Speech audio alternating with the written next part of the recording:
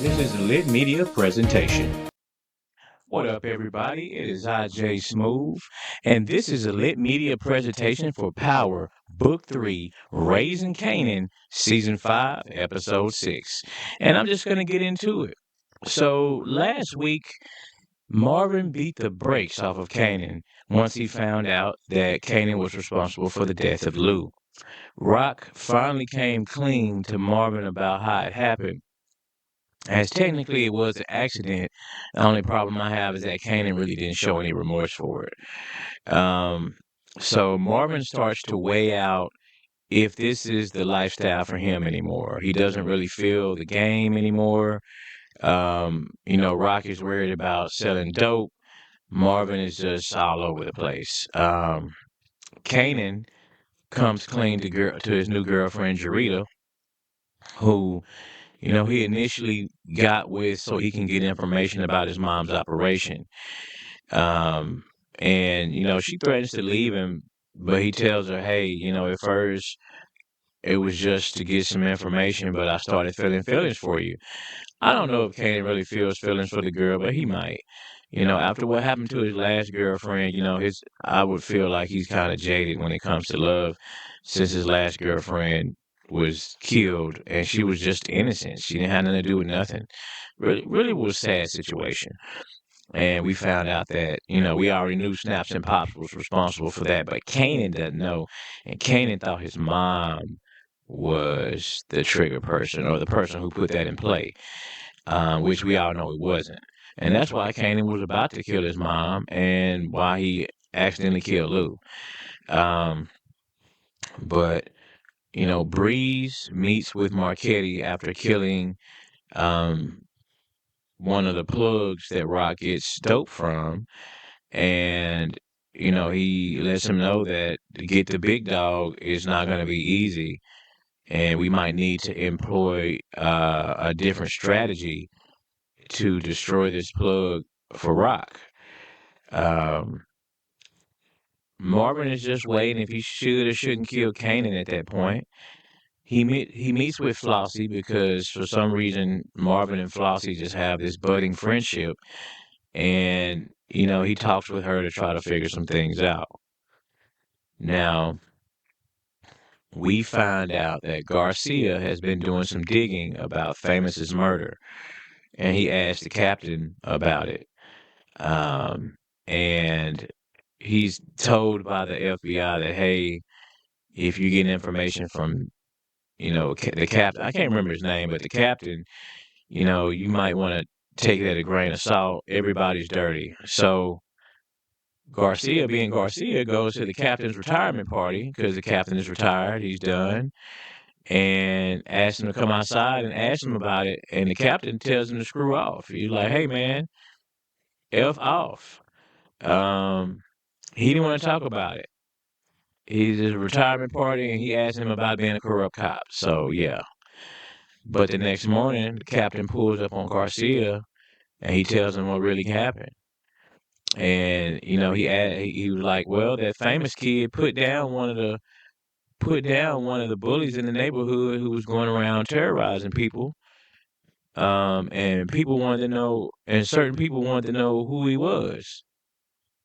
And even though the kid didn't say anything, I let him know. And he was like, "Well, who did you tell?" He gave the real name, and it happened to be Snaps and Pops. So Snaps and Pops had Famous killed. And I believe they did it to further make Kanan hate his mother, to make Kanan think that Rock killed Famous. Now, I don't know why Kanan thinks Rock is so ruthless like that to kill her son's best friend. I know that Rock is ruthless, but I don't think she's that ruthless. So Kanan just, not giving his mom the benefit of the doubt. But hey, I understand she lied about his father. I guess he's like, what else did she lie about? So I guess that's where, he's going with that. However, that's the situation. So after the captain provides that information to Garcia, he basically gets dressed in his cop uniform and he commits suicide. And I guess he didn't want to deal with the guilt of knowing that his actions got somebody killed. I think that's what it is. Because he got I ain't gonna call famous an innocent kid, but you know, for the most part, compared to everybody else, he was an innocent kid. And he had a budding rap career. And all that's gone now. Well, all of it been gone, but at least we know who was behind it. Now, the real question is, will Kanan find this out? Because Snaps and Pops gotta die. They done killed his girlfriend, they killed his best friend, and they made him want to kill his mother. Actually, they killed his uncle. Snaps and Pops gotta go. Will they get killed? We don't know. We know they weren't in the OG power, and nobody ever mentioned them. So we heard Bree's name a couple times, and that was really about it. So I guess we'll find out. So Breeze and Marquetti meet with the plug, the big plug that, Rock was getting her work from, and basically make it so she can't get no more work from him. And, negotiate a better price so the plug will make a little more money just to sweeten the deal. The plug does talk to Rock, her, her, and his right hand spokesperson. And Rock does not take it very well. And basically, she threatened him right there. He said, you know, she didn't say what she was going to do, but you could tell she was letting him know, hey, this ain't what that is. So, at the end of the episode, well, first, let me back up. Kanan gets Jarita to quit the hooking business because Jarita was just a high-class call girl that Kanan was paying, and then she decided that he didn't have to pay no more, and they started sort of quote unquote dating, and she goes to Flossie and quits, and really just did that to set it up so Kanan can run up in there and I guess kill Flossie, but Flossie ain't nothing slick to a can of oil, man. And Flossie done been around the block. She basically